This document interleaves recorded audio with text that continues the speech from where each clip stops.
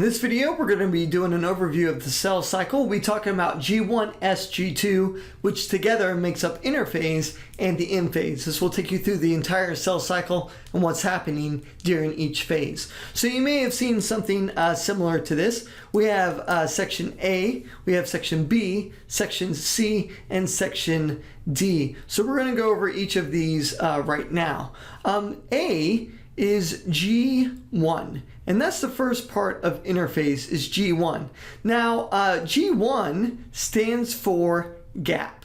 Even though it stands for gap, that's actually wrong, and scientists used to think there was a gap of activity happening. So we're still going to write gap so we know that it stands for gap, but it's not a gap of activity. Today, scientists know that the cell does most of its growing during this G1 phase. So the cell is going to do most of its growing. Then, after we do A, we move on to the second part of interphase, and this is what we call the S phase. Now, the S phase stands for synthesis, and synthesis means to put together or combine things.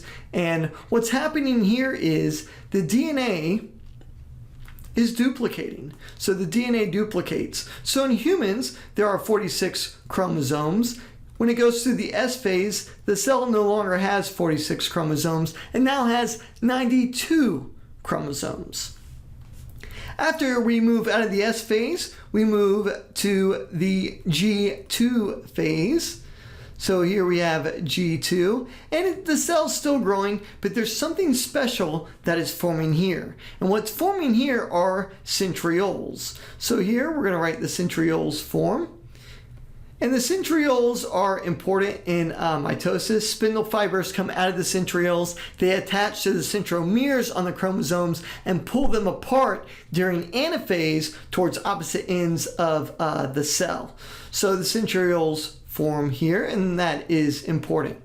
Now, A, B, and C, all these three phases together make up interphase. So yes, there is interphase, but interphase, you can't just say, oh, it's in interphase. Well, what phase of interphase is it in? Is it in G1? Is it in the S phase? Or is it in G2? So inside this arrow, we can write interphase. It's very difficult when you're trying to write on a tablet to write crooked. But this is interphase. All right, A, B, and C together, all three of them are interphase. And we're following these arrows. It's very important you follow the arrows. In this diagram, we're starting at A. And that's why I've drawn some arrows here. You don't just bounce around to whichever one you want. And then we get to D. And letter D is not part of interphase. That's a different phase, and that is what we call the M phase, and that stands for mitosis. Now, there are four parts of mitosis. There is the first part, prophase, and if you have watched the mitosis video or you know anything about mitosis, you know the famous saying is, or the famous acronym or well-known acronym is PMAT. So we have prophase. Next is M, which is metaphase. Continuing along with PMAT, after M comes A, which is anaphase. And then we have the letter T, which is telophase. Those are the four phases of the M phase. Prophase, the chromosomes become visible. Metaphase, the chromosomes are lined up in the middle. I mean, meta means middle. Anaphase, the centrioles are shooting out spindle fibers that connect to the centromeres of the chromosomes, and during anaphase, they begin to pull apart towards the opposite ends of the cell. Telophase, the cell is about ready to split. So the DNA has been duplicated. The one cell is about to split into two cells. It's getting ready to split. It has not split. And if you notice in the M phase, we also have an extra space right here where we can write something. And that is when the cell splits. And that is what we call cyto meaning cell, kinesis. And cytokinesis means the cell is splitting. So it's when cytokinesis happens that the cell actually splits. And notice that cytokinesis doesn't come after telophase. It starts happening really when telophase is beginning. So we really need to get rid of this. This is the one complaint I have about this diagram, is that it looks like it's part of anaphase, but it's not. Cytokinesis happens at the same time as telophase, and they happen together. So telophase, the cell is about ready to split. Cytokinesis is when the cell actually splits. So these are the parts of the cell cycle. You'll notice we have another space here, and this is what down here, we will write mitosis, because that is what is happening, and that's why it's called the M phase, because M stands for mitosis. Those are the parts of the cell cycle. In this diagram, we start here at the top with A, G1.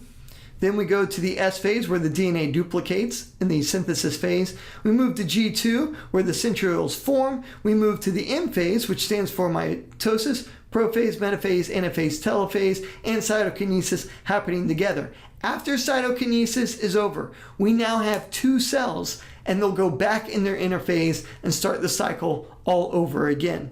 Now, here we have diagrams. In this diagram, G1 started on the side. Then they go to S, G2, and then mitosis at the top. In this one, they start G1 similar to where we started. S down here, G2 over here, M over here. On this side, they started G1 on the far left, S over here on the right, G2 at the bottom, mitosis and cytokinesis towards the bottom left, where on ours, we had R's on the left side. It doesn't matter which of these you use, because it is a cell cycle. It's going to continue to cycle repeatedly. It doesn't matter where you write A at. All that matters is that you know where you're starting so you can get to the right spot. Like, for example, their A started right over here. In this diagram, A started over here. In this diagram, A started way and took up about half. And really, the S phase is the longest phase, where the DNA duplicates. So this is a more accurate representation. If you have any questions, please post a comment below. We'll see you guys in the next video.